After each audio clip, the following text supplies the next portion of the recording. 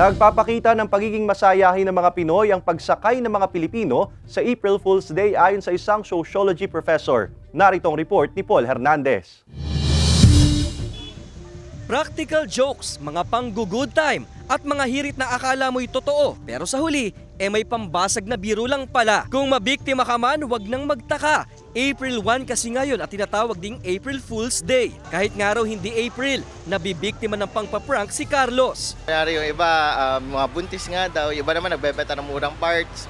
Ending po, ano lang pala, prank lang, nangiinggit lang, parang... Ano naman kayang hirit na biro ang gagawin ng ilang Batanggenyo?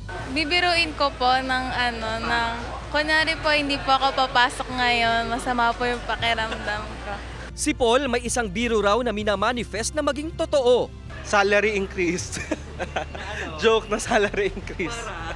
Para ma-motivate naman din ako, di ba? Kasi magta-travel ako ngayon, so gagastos ako ng pera. Bagamat sa ibang bansa nagsimula ang April Fool's Day, sakay na sakay raw ang mga Pinoy sa katuwaang ito. Pagsalamin sa pagiging kwela at masayahin ng mga Pilipino, ayon sa isang sociology professor na si Abvic Ryan Maghirang. Sources are attributing it with France. It happened in 1572 kasi nagkaroon sila ng pagpapalit noon ng kalendaryo. Yung April 1 dapat, okay?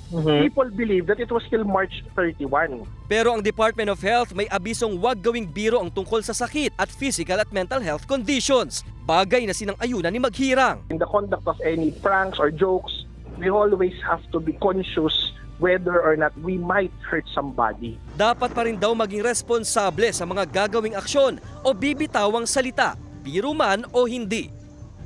Kasama si Buhay Adante Jr., Paul Hernandez. Balitang Southern Tagalog.